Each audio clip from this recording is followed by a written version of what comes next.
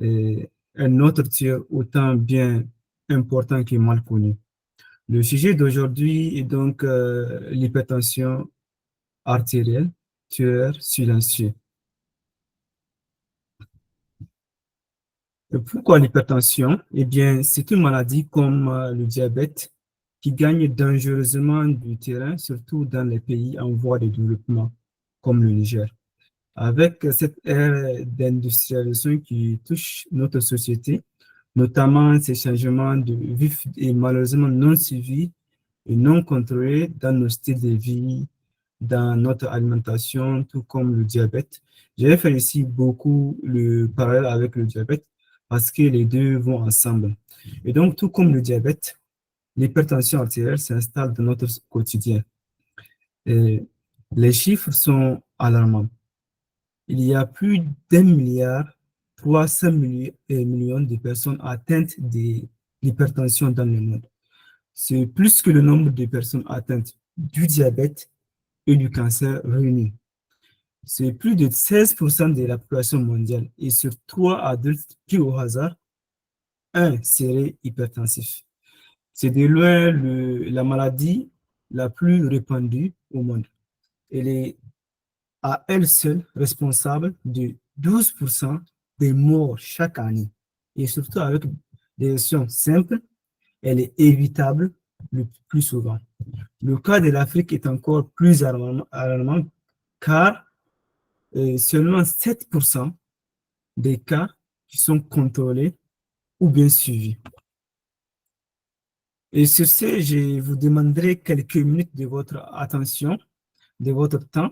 C'est un sujet qui vous sera utile à coup sûr et qui sait, avec ces petites informations qui vous seront livrées ici, vous allez peut-être sauver des vies. Le but premier ici est que vous preniez cette information et que vous la diffusiez. Comme quoi, on n'a pas besoin d'être médecin pour sauver des vies. Alors, dans ce séminaire, il y a 3 informations capitales à retenir. 1. Les causes de l'hypertension. 2. Le fonctionnement du tensiomètre et comment faire la mesure. 3. Les conduites à tenir. Donc, sans plus tarder, qu'est-ce que l'hypertension? Il faut savoir que quand on parle d'hypertension, c'est généralement l'hypertension artérielle qui est définie par l'OMS comme une pression artérielle dans les vaisseaux donc, sanguins qui est élevée, donc qui atteint une valeur de plus de 140 sur 90. En plus simple, dans le corps humain, il y a des sortes de tuyaux qui sont responsables des transports du sang, des nutriments que l'on consomme d'un point A à un point B, grâce au cœur qui joue le rôle ici d'une pompe. Ces tuyaux sont de plusieurs types. Il y a les artères, les veines et les capillaires. Ce qui nous intéresse ici, ce sont les artères. Ce sont les tuyaux qui transportent le sang du cœur vers le reste du corps. Pour que cela puisse être possible, il faut que le sang du cœur et vers, se déplace du cœur donc vers le reste du corps. Et ce déplacement est assuré par une force exercée donc par le cœur, cette force qu'on appelle pression. Et plusieurs autres facteurs tels que les hormones, l'état des artères, la gravité. Cette force, donc cette pression qu'on appelle aussi tension, et aux alentours de 120 sur 80 mm mercure. C'est-à-dire que ça varie entre 120 et 80. Pour une raison quelconque, telle que certains dérèglements dans l'organisme, dont nous allons citer un peu plus tard, cette pression, donc cette tension, dépasse la normale. C'est l'hypertension artérielle. Mais pour qu'on parle d'hypertension en tant que maladie, il faut que ça soit de façon chronique et que la mesure soit faite donc dans certaines conditions. Nous allons parler d'hypertension artérielle essentielle, tout simplement parce que c'est la plus connue, elle représente 95% des hypertensions. On parle d'hypertension secondaire quand il y a une pathologie, donc une maladie sous-jacente, une maladie qui a la cause, comme par exemple un tumeur, ou bien des maladies rénales, ou bien le syndrome de Cushing. Bref, tout ce dont tout ce qui ne nous intéresse pas aujourd'hui, à part peut-être l'utilisation des médicaments contraceptifs. Il y a l'hypertension portale, donc qui concerne le foie. Il y a l'hypertension pulmonaire qui concerne les poumons. Il y a l'hypertension gestationnelle, donc qui apparaît lors de la grossesse. Et pour nous, ce qui nous intéresse, c'est l'hypertension essentielle. Ce slide est important. Ça explique également les personnes à risque, comment le poids affecte-t-il la tension. Je vous ai expliqué tout à l'heure que les artères agissent comme des sortes de tuyaux.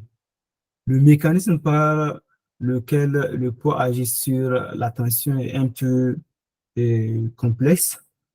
Disons que le surpoids augmente la sécrétion de certaines hormones qui réduisent la taille des artères. Et si vous avez peut-être fait une fois l'expérience, vous avez sans doute remarqué que la pression est, est plus grande dans les petits tuyaux que dans les grands tuyaux. C'est à peu près le même mécanisme ici. Avec l'âge, les artères deviennent moins élastiques, fumer, consommer du café, l'alimentation ont des mécanismes similaires en dégradant la structure des artères. Et vous avez plus de risques d'être hypertensif si vous avez une personne atteinte dans votre famille. Et le sel est l'une des principales causes de l'hypertension. Pour rappel, la limite de consommation quotidienne recommandée de sel de cuisine est de l'ordre de 6 grammes. C'est quoi 6 grammes? C'est l'équivalent d'une cuillère de thé, ou bien d'un peu, comment est-ce que je veux dire, d'un peu moins que la moitié d'une cuillère à manger normale, puisque cette dernière a un volume masse d'environ 15 grammes. Pour faire à l'idée, ici en Turquie, la consommation quotidienne pour une personne est de l'ordre de 15 à 18 grammes, soit 3 fois plus que la normale recommandée. Donc, évitez le sel à tout prix. Déjà, la quantité de sel dans les plats que nous consommons ici, par exemple en Turquie, est de l'ordre de 6 à 7 grammes. Donc, vous n'avez pas besoin d'ajouter du sel dans les chorbas et autres là. Les cubes magiques que nos mamans et nos sœurs adorent utiliser ont une forte concentration en sel et provoquent non seulement de l'hypertension, mais aussi plusieurs autres maladies systémiques, comme par exemple l'obésité et autres. Et donc, de notre devoir, de votre devoir, de sensibiliser les mamans qui sont au pays, parce qu'il y a une raison pour laquelle les Blancs ne les utilisent pas. L'hypertension, ce n'est pas une maladie qui vous tue du jour au lendemain. Et ce n'est pas elle qui vous tue en réalité, mais ce sont ses complications. Sans dépistage, une personne vit en moyenne 10 à 30 ans avant que les symptômes ne se manifestent. Des symptômes qui sont pour la plupart non spécifiques, comme des maux de tête, vertige, fatigue, etc. Alors, quand est-ce qu'il faut douter? Déjà, si vous n'avez jamais été dépisté, vous devez le faire immédiatement. C'est simple et rapide. Et je vous conseille d'avoir un tensiomètre. Donc, c'est genre d'outil ici. Je ne sais pas si vous pouvez voir le curseur, c'est genre d'outil. Je vous conseille d'avoir un tensiomètre et donc l'appareil qui mesure la tension dans la famille. Ça coûte entre 400 et 1000 télé ici en Turquie, donc selon les modèles. Il faut en acheter un et envoyer ça au pays. Ça sera d'une très grande utilité. C'est automatique et facile à utiliser. Donc, je continue ici. Alors, comment utiliser le tensiomètre?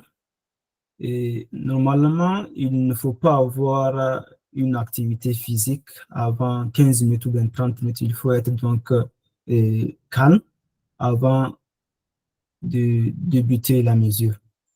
Il faut s'asseoir et avoir le bras au niveau du cœur. Il y a normalement, j'explique à partir d'ici, il y a le manchon ici. Normalement, ça vient avec et la manière de l'utiliser, c'est très facile. Il y a le manchot qui est vous attachez au niveau de l'avant-bras et vous lancez automatiquement avec un bouton ici. Vous lancez automatiquement et ça mesure la tension. Le problème avec les mesures est il n'y a pas une valeur normale. Cependant, il est préférable qu'elle ne dépasse pas les 120 sur 80, comme je l'ai expliqué là-dessus. Avec l'âge, cette valeur a tendance à augmenter. À partir de 130 sur 85, on parle de préhypertension. C'est-à-dire qu'il y a de fortes chances que la pression augmente dans les prochaines années et que vous soyez hypertensif. Donc, il faut nécessairement intervenir avant qu'il ne soit trop tard. À partir de 140 sur 90 mm mercure, on parle de pression artérielle élevée. Et on parle de pression, d'hypertension, si cette façon sévit de façon chronique, c'est-à-dire qu'à chaque mesure, l'on obtient une valeur aux alentours de 140 sur 90 ou bien plus. Alors, quand est-ce qu'il faut consulter un médecin? Si vous avez les symptômes que j'ai cités ici, c'est-à-dire maux de tête, vertige, fatigue, et que votre tension est mesurée et aux alentours de 140 sur 90 ou bien plus, alors il est préférable de consulter un médecin. Les complications sont les résultats d'une hypertension mal suivie, mal traitée ou bien diagnostiquée tardivement. Parmi les complications les plus importantes, nous avons entre autres celles qui affectent le cœur, comme l'infarctus du myocarde, c'est ce qu'on appelle crise cardiaque, et l'insuffisance cardiaque.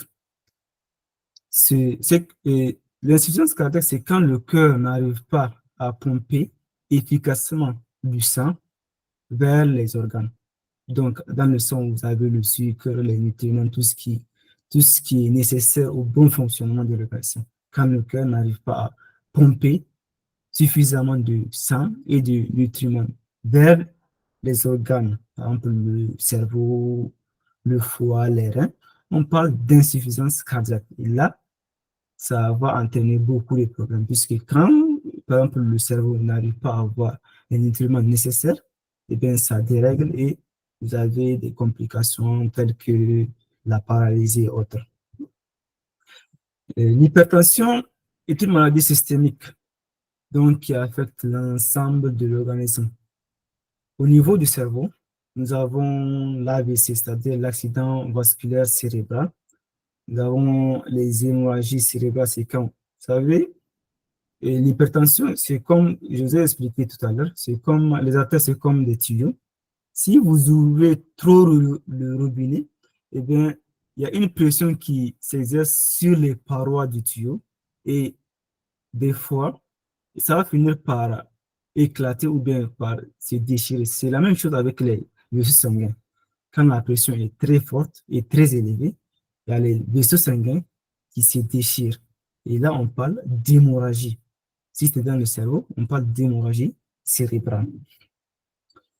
Ça affecte également les yeux, on parle de rétinopathie. Ça affecte les reins, on parle de néphropathie, les os, d'ostéopathie, etc., etc.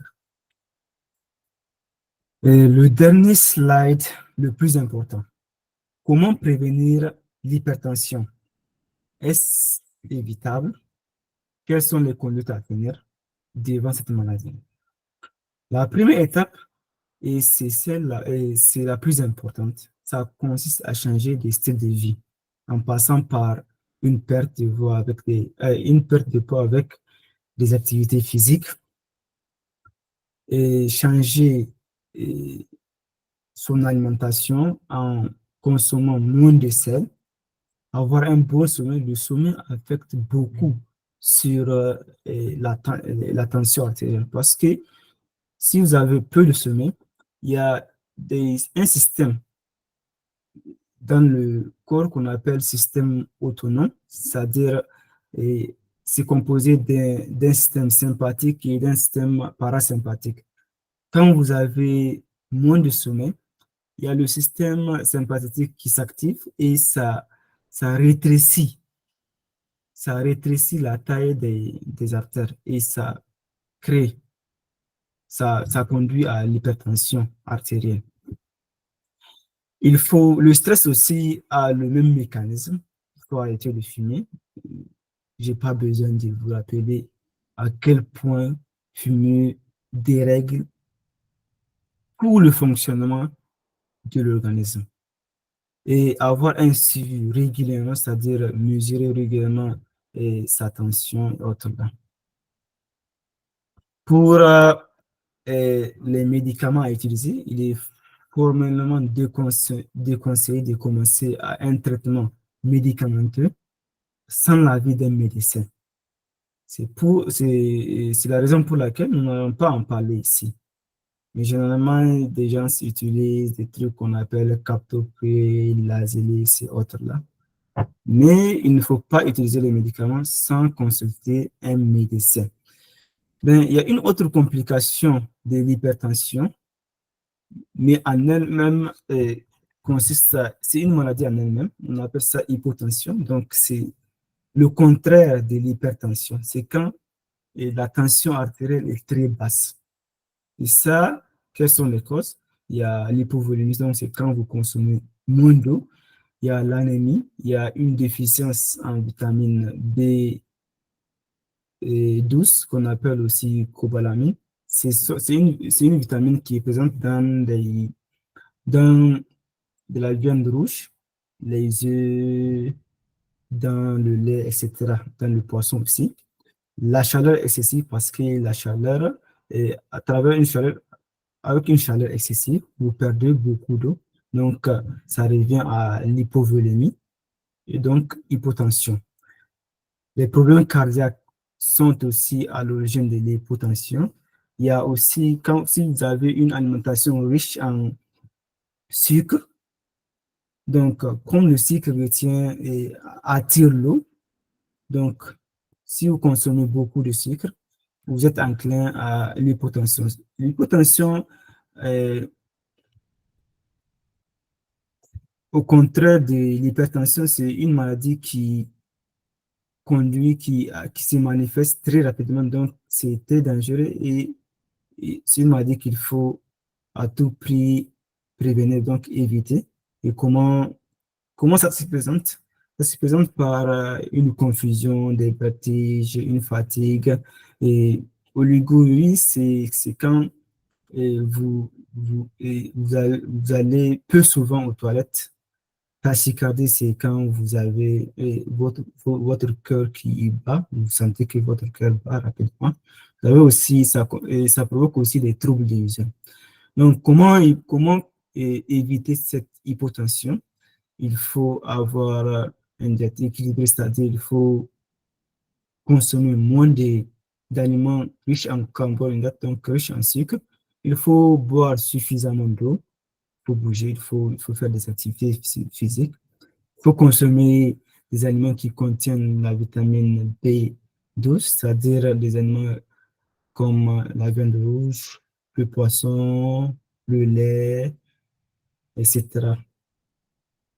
Et aussi, il faut faire attention avec les médicaments que vous prenez. Comme tout à l'heure, vous l'avez dit, au niveau de l'hypertension, d'éviter de prendre des médicaments si votre médecin ne vous le conseille pas. C'est-à-dire, par exemple, si en cas d'hypertension, si la personne eh, prend des médicaments sans contrôle, la personne peut, ça peut aboutir à une overdose. Et quand il y a une overdose, en cas des médicaments antihypertensifs, ça conduit à l'hypotension. Et l'hypotension, c'est une maladie qui conduit rapidement dans le coma, et la perte de conscience, etc. Donc, qu'est-ce que nous avons appris aujourd'hui? On a appris ce qu'est l'hypertension, on a appris les risques et les causes, on a appris quelques signes et symptômes, fatigue, vertige et autres. On a appris comment mesurer sa tension à la maison. On a appris, et c'est le slide le plus important, les méthodes de prévention, comment prévenir cette hypertension.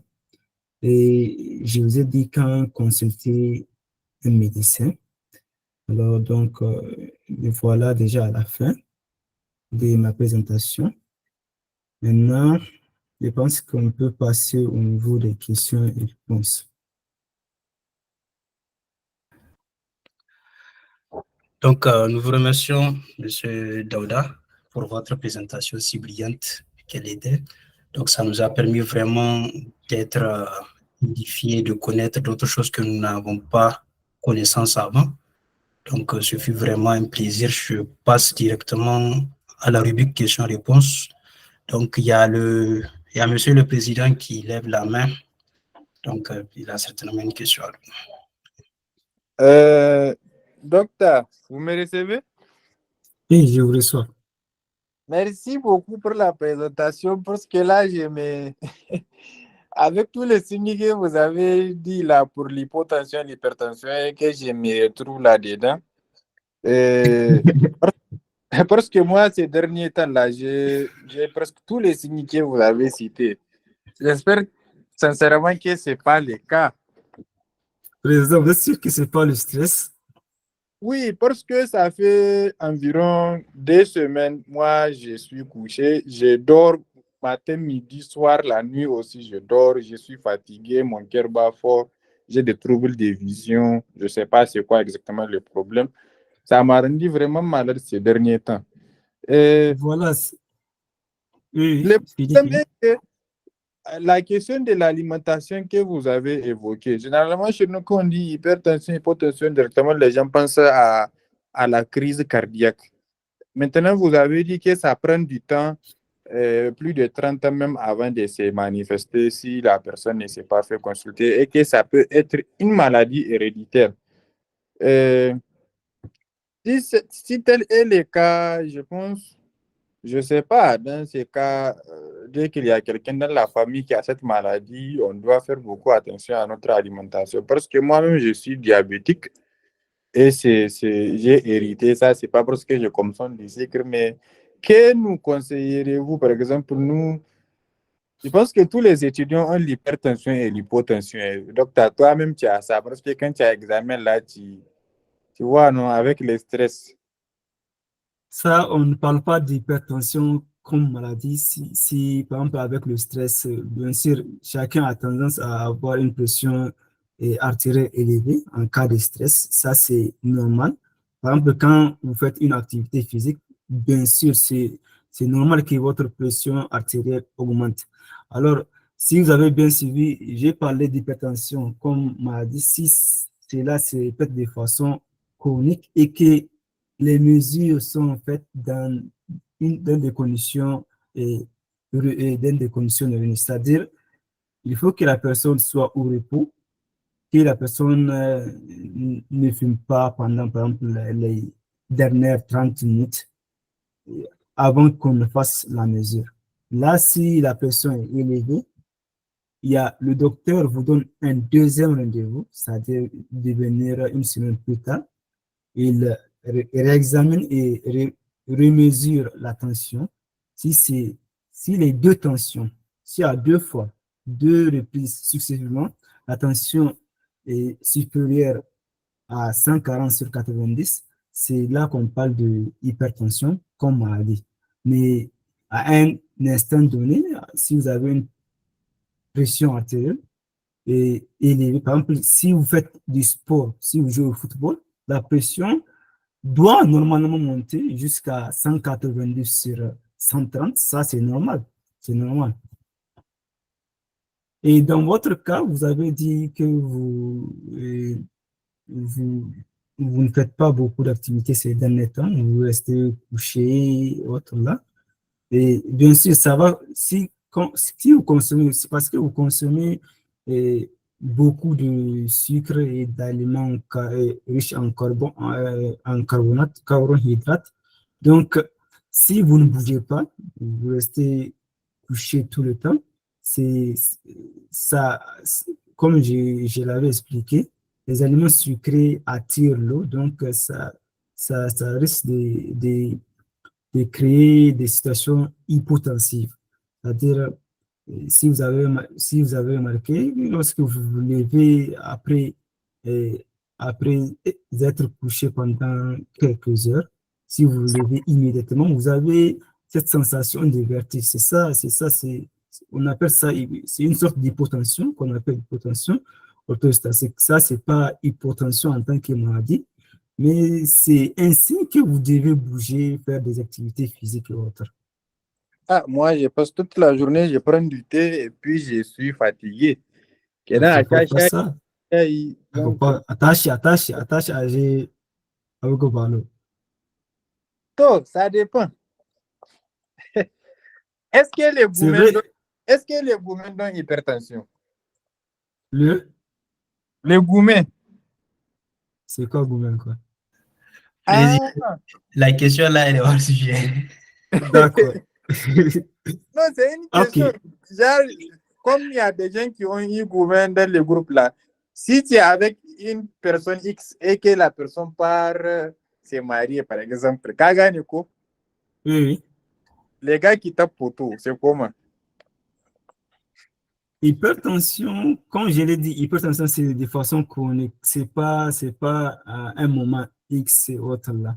Un moment X, c'est normal, puisqu'il y a le corps qui travaille, le cœur qui pompe rapidement et à une forte pression, le sang. Donc, c'est à un instant moment, à un instant T, et c'est normal que la pression soit élevée. C'est pas une hypertension en tant que maladie. Je voulais blaguer avec les célibataires qui sont ici, quoi. Merci beaucoup, donc je n'ai pas de questions. D'accord. Merci, Monsieur le Président. Donc, on passe la parole à Monsieur Mohamed Gadounouma, si vous êtes là.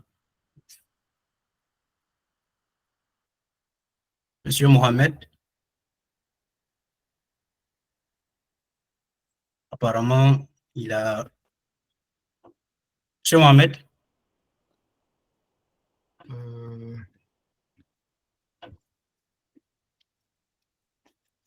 vous êtes Il y a là? il y a son micro qui est ouvert. Oui, tout à fait. Vous me recevez? Oui. Ok, donc merci d'abord pour cette édification. Et moi, c'est ce qui a retenu mon attention lors de votre présentation, c'est vous avez parlé de 6 grammes de sel à consommer, alors que la moyenne consommée ici en Turquie gravite autour de 15 grammes à 16 grammes. Alors, moi, je voudrais savoir si les 6 grammes de sel à consommer en moyenne, est-ce par plat ou dans une période de temps donnée? Je vous remercie. Les, les 6 grammes, c'est la moyenne quotidienne, c'est-à-dire c'est dans la journée. Il faut consommer, ça c'est une limite, hein, c'est pas la normale, c'est une limite, c'est la limite maximale. Il faut consommer moins de 6 grammes de sel de cuisine par jour. Ça ne veut pas dire qu'il faut ajouter 6 grammes dans les aliments. Les aliments contiennent déjà du sel. Et c'est la totale du sel contenu dans les aliments et du sel ajouté qui ne doit pas dépasser 6 grammes dans la journée. En Turquie, cette moyenne dépasse largement les 6 grammes. Ça va jusqu'à 15 à 18. C'est entre 15 à 18 grammes la moyenne. C'est pourquoi ici en Turquie, une personne sur 3 est hypertensive.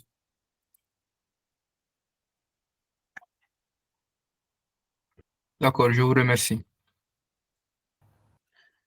Ok, donc on passe maintenant à M. Eric Anatovi.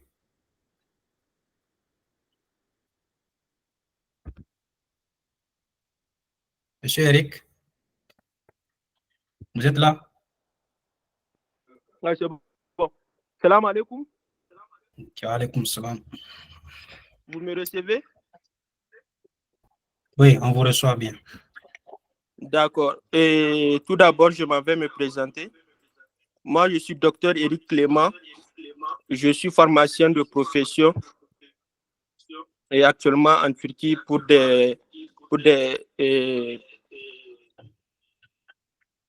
une filière en santé publique.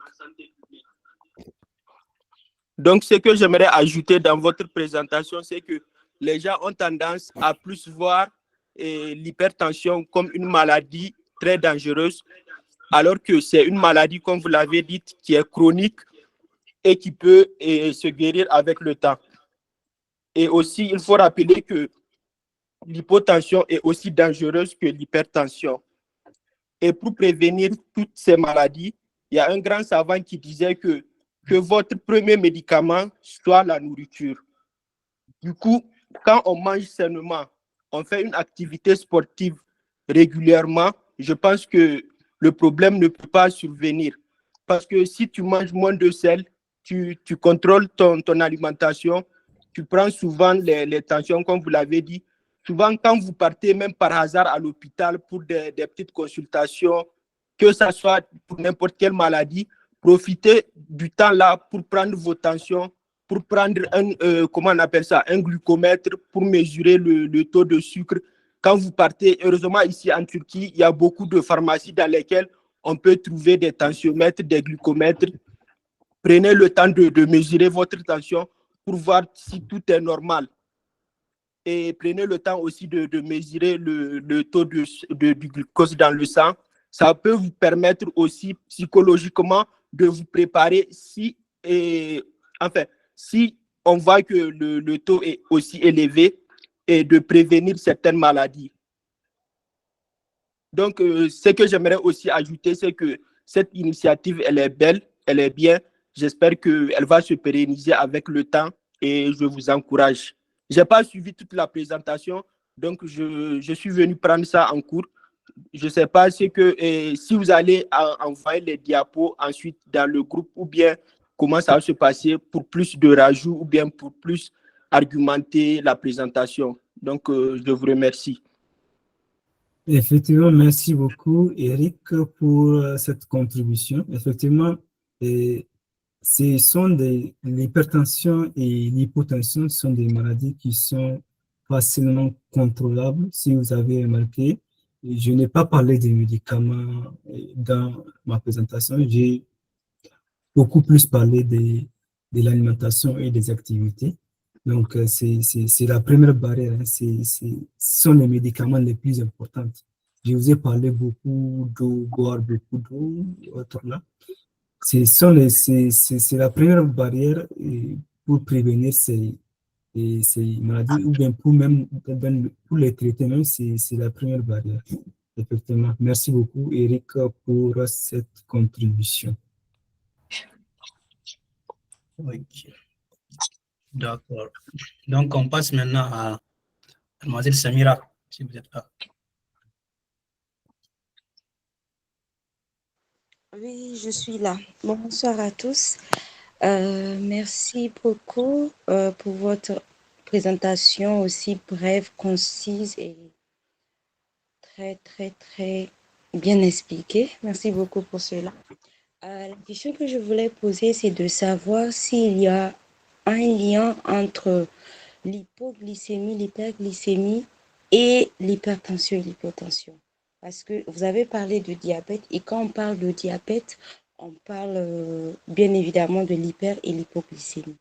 Parce que moi, je suis hypoglycémique, donc ça me fait un peu peur. Donc, je voulais savoir s'il y a un rapport entre les deux, quoi. Effectivement, on peut tracer des rapports entre le diabète et l'hypertension, puisque le diabète, c'est une maladie systémique et l'hypertension aussi une maladie systémique. Donc, forcément, l'une contribue C'est pas ça. Vous me, vous me recevez? Oui, on vous reçoit. Oui, Voilà. Et quand, lors du diabète, si vous avez le diabète, c'est une maladie systémique, donc ça affecte les vaisseaux sanguins et ça détruit les parois des artères, ce qui, voilà, la connexion est venue. Ça détruit les parois sanguines et ce qui contribue aussi, ça peut contribuer aussi à l'hypertension. Effectivement, il y a un rapport. Vous avez dit que vous êtes hypoglycémique, n'est-ce pas? Bon, dans l'étiologie de l'hypoglycémie, vous pouvez avoir un rapport entre l'hypoglycémie et l'hypotension. Mais entre hypoglycémie et hypertension, il n'y a pas un grand lien. Il n'y a pas un grand lien entre l'hypotension et l'hypoglycémie, pardon, et l'hypertension. En tout cas, moi, je ne vois pas un grand lien, mais ce sont des maladies systémiques. Donc, si on joue le jeu de complications, les complications, bien sûr, de l'hypertension peuvent aboutir à de l'hyperglycémie ou bien de l'hypoglycémie.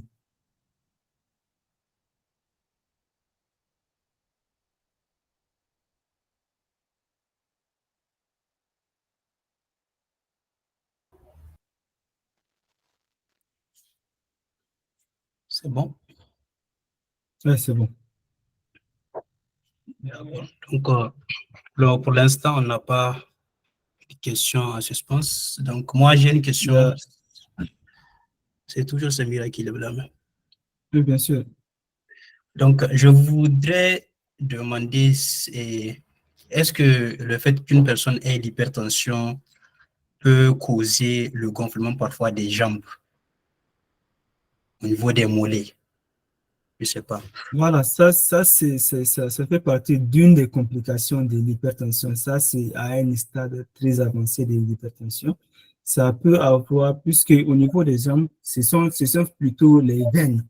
Comme je dis que l'hypertension, ça détruit, ça concerne tous les vaisseaux sanguins. En fait, c'est pas seulement les artères.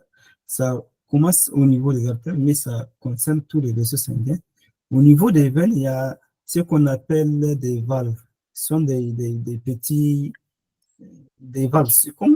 Oui, ce sont des petits, comment l'expliquer? Ça sert à ce que le sang parte des jambes pour aller jusqu'au niveau des cœurs. Et au niveau dans les complications de l'hypertension, il y a ce qu'on appelle périphérique, de l'arthropathie périphérique, c'est-à-dire ça peut dérégler, on peut avoir un dysfonctionnement au niveau des valves. Et quand il y a un dysfonctionnement au niveau des valves, le sang a tendance à stagner au niveau des jambes, ce qui va provoquer donc un gonflement des jambes. Il y a aussi une autre complication de l'hypertension qui peut causer le gonflement des jambes, c'est l'insuffisance cardiaque. Et ça, c'est encore plus dangereux. L'insuffisance cardiaque, en tant que telle, c'est une maladie, une très grande maladie. L'hypertension peut conduire à l'insuffisance cardiaque. Et dans une des castes et un des signes de l'insuffisance cardiaque, c'est ce qu'on appelle des œdèmes au niveau des jambes. Ce qu'on appelle communément varices, en fait. D'accord. Mais Et ça, c'est maintenant, un stade très avancé. Normalement, les gens qui ont des gonflements des œdèmes au niveau des jambes, normalement, ce sont des gens qui sont suivis au niveau de l'hôpital, puisque c'est un stade très avancé de l'hypertension. Il y a beaucoup d'autres maladies qui peuvent provoquer ces gonflements des jambes, donc ce n'est pas seulement l'hypertension autonome. d'accord, je vous remercie. Je ne sais pas s'il y a quelqu'un d'autre qui a des questions. Il y a Samira qui veut parler, apparemment. D'accord. oh, désolé, c'était tout à l'heure, j'avais pas baissé la main. D'accord. Merci aussi pour la réponse. Lamido a voulu parler tout à l'heure, je pense. Monsieur le Président. Il y a Maz qui lève la main, donc. Donc, à vous, monsieur. Oui, je voulais un peu revenir sur le gonflement au niveau des jambes. Est-ce que, par exemple, quand on voyage trop longtemps, le voyage de 10 heures de temps dans un bus, des fois aussi on voit que nos jambes gonflent. Est-ce que c'est l'hypertension qui cause ça ou bien c'est physiologique? Non, non, ça c'est physiologique. C'est plutôt quand, par exemple, si vous restez trop assis, par exemple, pendant 6 heures, 2 heures, c'est un peu, c'est peu. Même si vous restez debout pendant trop longtemps, par exemple, vous avez chez les militaires, ça arrive souvent, rester debout. C'est-à-dire, il y a la gravité qui joue aussi sur la circulation sanguine. Rester longtemps debout, et ça peut affecter, ça peut causer. Ici, on ne parle pas d'œdème comme dans l'hypertension, mais c'est des varices. C'est-à-dire, ça peut créer un dérèglement au niveau des valves que j'ai expliqué tout à l'heure. Et si ces valves ne fonctionnent pas très bien, et il y a le sang qui stagne au niveau des jambes, puisqu'il y a, et à cause de la gravité, en fait. C'est différent de l'hypertension. C'est un autre mécanisme.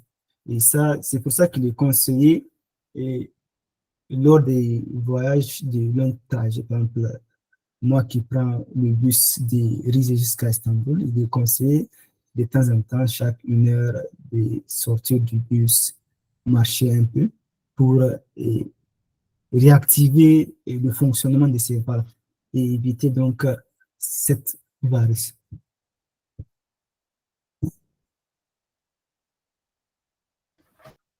D'accord, merci beaucoup. Et monsieur le Président. Voilà. Donc, moi, ma question maintenant, en fait, quels sont les dangers de l'hypertension non traitée? Et est-ce que l'hypertension a un lien souvent avec les crises cérébrales? Parce que vous avez parlé du sang qui pompe. Souvent, c'est ça peut monter au cerveau. Est-ce que ça a un lien? Vous avez parlé des crises cérébrales. Bon, moi, j'ai parlé des crises cardiaques et d'AVC. Donc, je pense que vous faites allusion aux conséquences d'une hypertension, les conséquences que peut avoir une hypertension mal traitée sur le cerveau. Je l'ai expliqué tout à l'heure, ça peut causer des AVC, c'est-à-dire des accidents vasculaires cérébraux, c'est-à-dire, comme je l'ai expliqué, il y a le cœur qui pompe le sang vers tous les organes de l'organisme. Si vous êtes hypertensif, c'est-à-dire il y a beaucoup trop de sang qui passe dans ces petits tuyaux qu'on appelle artères. Et si la pression est très élevée, vous pouvez avoir un éclatement, c'est-à-dire une déchirure dans les artères ou bien dans les veines qui sont fragiles. Et ces veines, si ça se trouve, si c'est dans le cerveau, alors vous avez des accidents vasculaires cérébraux ou bien des hémorragies cérébrales, c'est-à-dire il y a un éclatement des artères qui vont dans le cerveau et il y a une déchirure. S'il y a une déchirure, le sang, ça va couler dans le cerveau et ça va avoir des conséquences, comme par exemple la personne peut être paraplégique, la personne peut ne pas bouger, ne plus bouger la main, les jambes, la personne peut ne plus marcher autrement. Ça, c'est une des complications de l'hypertension. Mais une hypertension, une tension de 140-90 ne peut pas causer ce genre de conséquences. Il faut que cette tension soit de l'ordre des 180 sur 110, ce qu'on appelle agile hypertension, je ne sais pas comment est-ce qu'on appelle ça, une urgence hypertensive. Il faut que ça soit au-delà de 120, 180 sur 110, parfois ça va au-delà de 200. C'est à ce moment-là qu'on peut avoir ces déchirures au niveau des artères qui peuvent amener à des hémorragies si c'est dans le cerveau, on parle d'accident vasculaire cérébral. Ça peut passer n'importe où, ça peut passer dans les reins. Alors là, on va jusqu'à une insuffisance rénale, ça peut se passer au niveau du cœur. S'il y a un éclat, une déchirure des artères qui nourrissent le cœur, puisque le cœur, c'est vrai que c'est là où se trouve le sang, mais le cœur aussi a besoin de se nourrir. Donc, il y a des artères qui nourrissent le cœur. Si il y a une déchirure au niveau de ces artères qui conduisent le sang vers le cœur, là, on parle, et on peut avoir une ischémie, c'est-à-dire un infarctus, c'est ce qu'on appelle crise cardiaque. C'est quand le cœur n'arrive plus à se nourrir.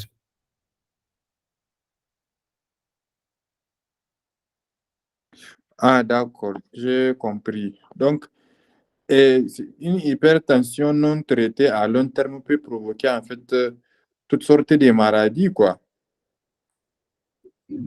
Pas toutes sortes de maladies, mais tu peux dire toutes sortes de maladies cardiovasculaires. Donc, toutes sortes de maladies qui peuvent affecter les artères, les vaisseaux sanguins. Parce qu'une hypertension mal traitée ne peut pas conduire à une infection. C'est pas le même mécanisme et c'est pas le même domaine. C'est une maladie systémique qui affecte les vaisseaux sanguins. Donc, une hypertension mal traitée peut avoir des conséquences sur tout l'organisme. Ça peut affecter, puisque le sang, c'est le sang qui nourrit l'organisme. Quand il y a pas du sang, quand le sang n'arrive pas dans un organe, l'organe ne fonctionne pas. Si le sang n'arrive pas au niveau de la main, tu ne peux pas bouger la main. Donc, c'est de cette façon qu'il faut comprendre. C'est quand ça affecte le sang, quand il y a une déchirure, c'est surtout au niveau de la périphérie que ça arrive, au niveau des mains, au niveau du cerveau, au niveau de la périphérie que ça arrive. Donc, la bonne formulation, c'est surtout l'hypertension mal traitée peut affecter tout l'organisme à travers des problèmes cardiovasculaires.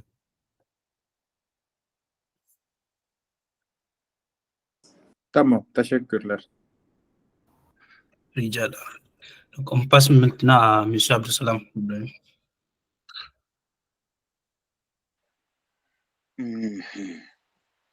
Assalamu alaikum, bonsoir tout le monde, bonsoir l'assistance, bonsoir monsieur le présentateur. On vous remercie pour votre présentation. Et moi, ma question, ou bien je dirais mes questions vont s'articuler d'abord sur, vous avez parlé de, je ne sais pas si vous avez parlé de la mortalité. Moi, tout ce que j'aimerais savoir, c'est que cette maladie est-elle vraiment réellement mortelle?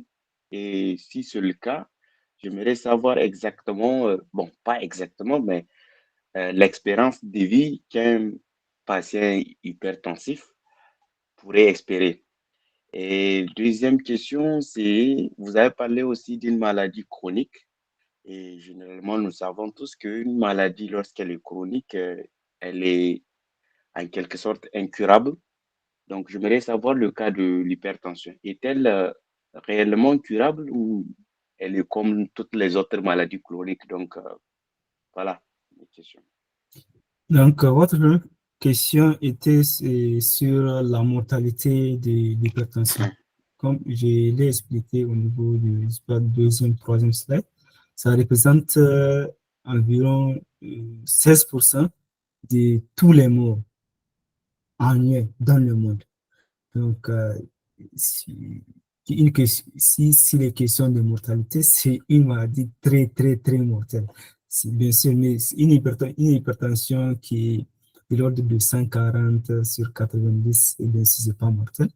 Et à court terme, c'est pas mortel. C'est une maladie, comme je l'ai dit, chronique, c'est-à-dire ça prend du temps euh, pour se mettre en place. C'est pas du jour au lendemain que la personne meurt de l'hypertension. Et comme je l'ai dit, c'est pas l'hypertension en tant que telle qui tue. Ce sont les conséquences ces complications, ce sont les AVC que ça peut causer les crises cardiaques, les insuffisances rénales que ça peut causer. Ce sont ces conséquences-là qui sont mortelles. C'est-à-dire, si vous regardez le classement des maladies les plus mortelles, les maladies les plus mortelles, les plus mortelles au monde, vous avez en première place les maladies cardiovasculaires. Et l'hypertension, c'est la maladie cardiovasculaire. C'est le boss des maladies cardiovasculaires. C'est la plus importante parmi les maladies cardiovasculaires. Donc, question de mortalité, c'est une maladie mortelle, mais pas elle. Ces complications qui sont mortelles. Et votre deuxième question, c'était quoi déjà? J'ai oublié, c'était... Et vous pouvez me rappeler votre deuxième question?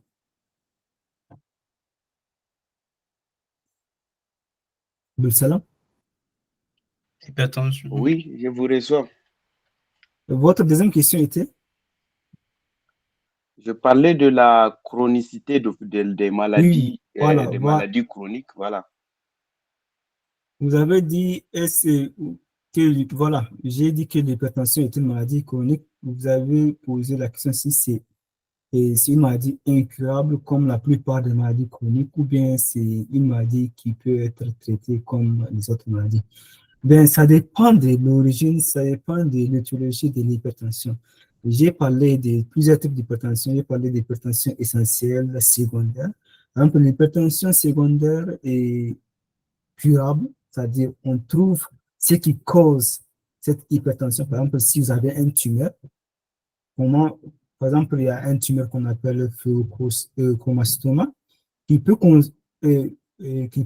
qui peut conduire à l'hypertension. Alors, si cette tumeur est réséquée, c'est-à-dire si la personne va en chirurgie et qu'on enlève cette tumeur, ben, l'hypertension aussi sera curable, c'est-à-dire, donc ça dépend de l'étiologie. Mais pour la plupart, à 95%, j'ai dit des hypertensions, c'est des hypertensions essentielles, c'est-à-dire, c'est soit génétique, soit environnemental, et quand ça commence, quand ça s'installe, c'est pas grave, c'est une maladie chronique. Ça peut être contrôlé, c'est vrai, ça peut être contrôlé. Une hypertension contrôlée, une personne hypertensive qui contrôle son hypertension a la même expérience de vie que toute autre personne.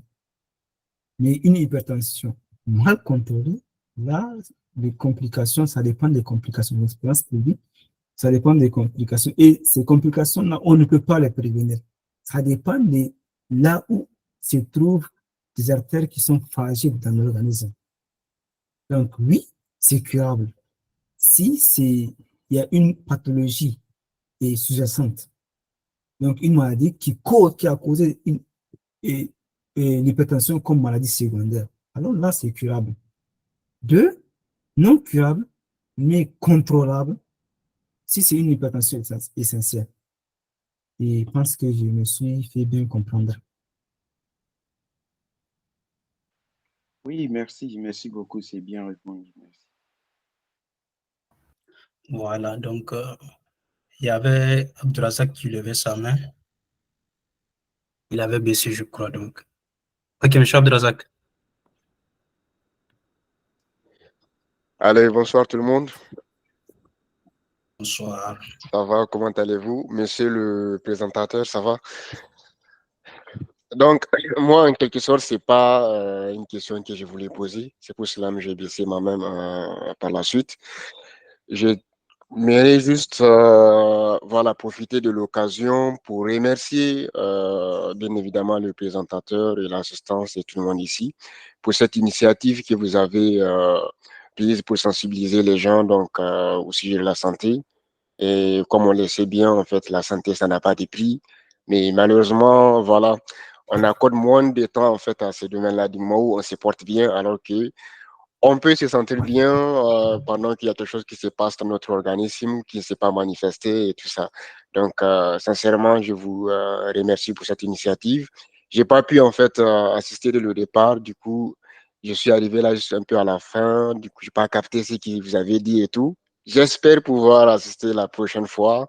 du début jusqu'à la fin. Et voilà, comme je l'ai dit, je vous remercie bien et qu'Allah vous bénisse. Merci beaucoup, Abdelzak, pour la participation.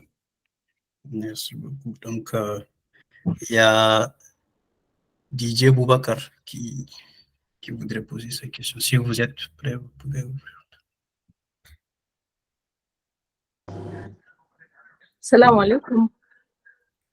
Alaykoum salam. Bonsoir à tous. Merci, docteur, pour la présentation. Donc, j'aimerais poser une question. Je ne sais pas, j'étais venue en retard, je ne sais pas si ça a été déjà abordé. Par exemple, en cas de l'hypertension, il y a des patients qui se paralysent. Et dans ce genre de cas, avec les exercices de kinésithérapie, est-ce que l'organe en question peut redevenir à la normale avec le temps? Voilà une très bonne question. Et ça dépend du temps de réaction, c'est-à-dire ici vous parlez d'AVC, d'accident vasculaire cérébral, puisque c'est une des conséquences de l'hypertension. Et donc, je vais reformuler votre question. En cas d'AVC qui conduit à une paralysie, est-ce qu'il est possible de recouvrir ses aptitudes physiques, puisque ça conduit à la paralysie? Ça dépend du traitement qui a été donné. Il y a un écho là qui arrive à partir de votre micro là. Voilà. Et ça dépend du traitement donné. Généralement, en cas d'AVC, il y a un temps hors, un golden time, comme on le dit, de 4 heures. C'est-à-dire, si la personne arrive à avoir un traitement dans les 4 heures ou bien dans les 6 heures, la personne a plus de chances de recouvrir ses aptitudes physiques. Mais malheureusement, si cela va au-delà de 6 heures, ça se complique. Si cela va au-delà de 12 heures, alors là, puisque, comme je l'ai dit, les artères, ça amène la nourriture, le sang, l'oxygène au niveau du cerveau. Si une partie du cerveau, par exemple, disons que la partie du cerveau qui est responsable des mouvements des deux mains, si cette partie est touchée et que la personne arrive à avoir un traitement très tôt, dans les 6 heures après cet accident, la personne peut recouvrir ses aptitudes avec en allant chez des physiothérapeutes notamment. Mais au-delà de 6 heures, il y a cette partie du cerveau qui est affectée, qui commence à mourir. C'est quand même des cellules. Quand il n'y a pas de nutriments qui arrivent à travers le sang, ben, il y a cette partie qui meurt. Et cette partie, si ça meurt, c'est impossible de raviver cette partie-là. Et donc, à votre question, ça dépend du temps de traitement. Ça dépend du premier traitement et du temps entre l'AVC et le premier traitement du patient. Donc, c'est relatif. Merci, docteur. Une deuxième question, s'il vous plaît.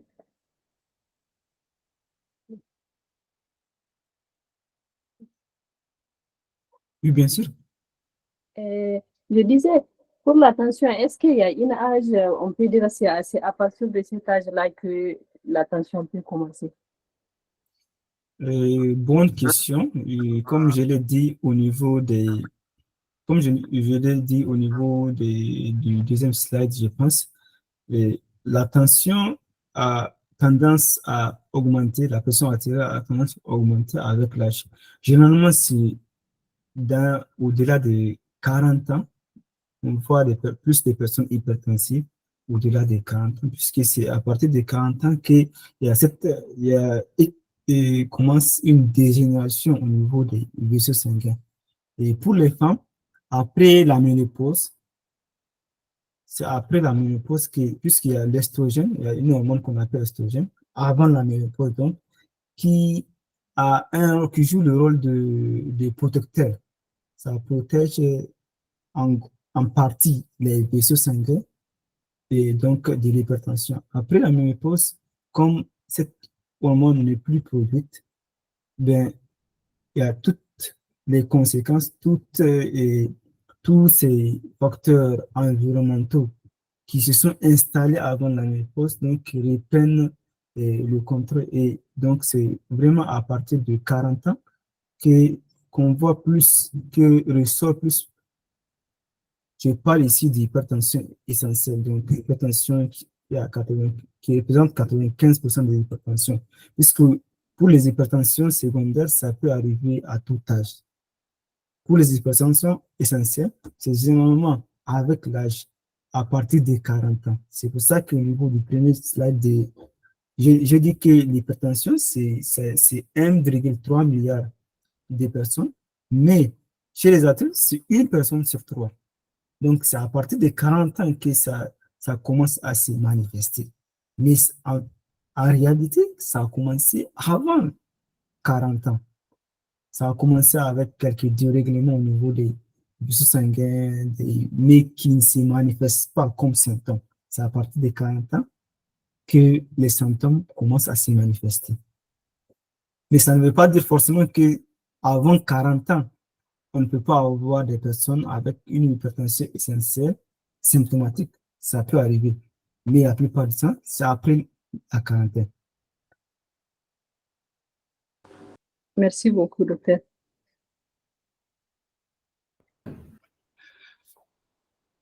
Donc, avant qu'il y ait quelqu'un qui posera une question, j'aimerais revenir sur la question que je vous ai posée par rapport au gonflement sur les jambes.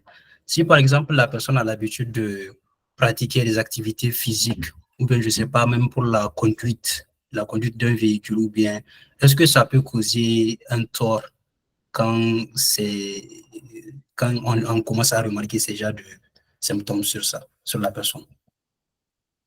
Je n'ai pas très bien compris la question. Quand la personne pratique des activités, vous avez parlé de conduite. Voilà. Si la personne a déjà ses œdèmes au niveau des jambes, est-ce que le fait de pratiquer des activités physiques, est-ce que quel est le rôle des activités physiques sur une jambe déjà œdématique? C'est ça la question? Voilà, tout à fait. Ben, normalement, ça joue un rôle positif, puisque, comme je l'ai dit, ça dépend en fait de la cause de l'œdème. Si c'est l'hypertension, alors ça joue un rôle positif, bien sûr. Ça va consister à réduire ces œdèmes, puisqu'il y a une activité, la personne bouge, les valves recommencent à travailler, donc à fonctionner, donc à ramener le sang des jambes vers le cœur. Il y a aussi, si ce que vous parlez, ça peut être aussi de la varice. Si c'est de la varice, alors le conseil, c'est d'exercer une pression au niveau de la jambe. Il y a ce qu'on appelle, il y a des chaussettes spécialisées pour ça qu'il faut porter. Donc, ça va compresser les jambes et ça va aider donc les valves à ramener le sang vers le cœur. Donc, ça dépend vraiment de la cause de cet œdème. Si c'est une œdème liée à une insuffisance cardiaque, là, c'est tout autre chose. L'activité physique ne joue aucun rôle protecteur, ni ça ne dégrade pas aussi la situation. Ça dépend vraiment de la cause. Si c'est varice, là, si c'est l'hypertension, rôle positif. Si c'est insuffisance cardiaque, ça ne joue aucun rôle. Ça dépend de la cause. D'accord, merci. Et j'ai aussi une autre question par rapport aux palpitations. Et par exemple, on peut remarquer lorsqu'une personne a, je ne sais pas, c'est entre l'hypotension ou bien l'hypertension, lorsque ça se manifeste, il y a les palpitations qui deviennent de plus en plus fréquentes. Donc, et du coup, la personne même, parfois, elle perd connaissance ou bien d'autres symptômes comme ça qui se manifestent. C'est dû à l'hypertension ou bien à l'hypo? À l'hypotension, généralement, c'est l'hypotension. Parce que si on comprend le mécanisme, l'hypotension, c'est-à-dire il n'y a pas assez de pression, par exemple, pour envoyer le sang, par exemple, dans le cerveau. S'il n'y a pas assez de pression, c'est-à-dire qu'il y a peu de sang qui va dans le cerveau. Pour, pour contrer cette insuffisance de sang dans le cerveau, qu'est-ce que le cœur fait? Ça travaille rapidement. C'est ce qui provoque des palpitations. Donc, le cerveau dit au cœur, il n'y a pas assez de sang qui vient, et le cœur accélère. C'est ce qui crée les palpitations. Maintenant, si, malgré cette accélération du cœur, le cerveau n'arrive pas à avoir suffisamment de sang, donc de nutriments, il y a cette perte de connaissance qui se manifeste. Donc, c'est plutôt au niveau de l'hypotension. Mais au niveau de l'hypertension aussi, on peut avoir des vertiges, mais ce n'est pas le même mécanisme. D'accord, merci beaucoup pour votre réponse. S'il y a d'autres questions ou bien d'autres interventions?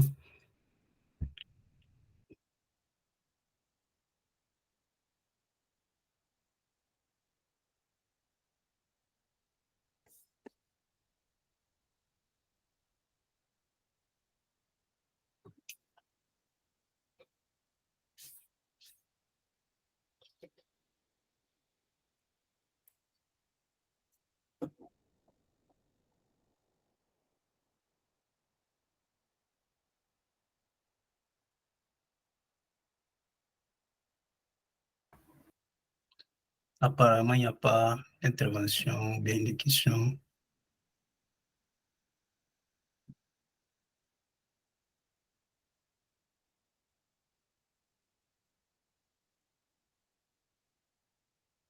De ce fait, docteur, si vous n'avez pas d'autres choses à ajouter, donc on va conclure la conférence. D'accord. Je n'ai pas d'autres choses à ajouter de ma part. Ok. Donc, nous vous remercions à toutes et à tous d'avoir répondu à cette invitation. Donc, ça a été un plaisir pour nous d'assister ensemble à cette conférence. Ça nous a permis vraiment de connaître, d'être édifiés sur plusieurs points. Donc, ce fut vraiment un réel plaisir. Ce fut vraiment une séance de connaissances. Voilà. Donc, nous espérons aussi que les conseils et toutes les différentes choses que le docteur a évoquées, et il nous faudra prendre ça en compte et les mettre en pratique parce que c'est notre santé qui est en jeu.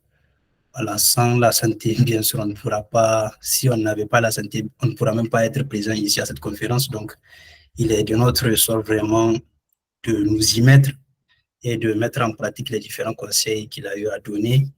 Voilà, et nous espérons aussi que tout un chacun a eu à profiter de ce moment. Donc, dans les séances à venir, Inch'Allah, on espère aussi vous retrouver ici. De ce fait, nous allons clôturer la séance. Monsieur le Président, si vous n'avez pas d'autre chose à ajouter, on va clôturer. Ah, c'est bon de mon côté. En tout cas, docteur, merci beaucoup. Je pense que d'ici les mois prochains aussi, nous allons essayer d'organiser notre prochain séminaire. D'accord. Donc, bonne soirée à tous. Bonne soirée à toutes et à tous et merci aussi. Docteur, bonne soirée. Bonne soirée à vous.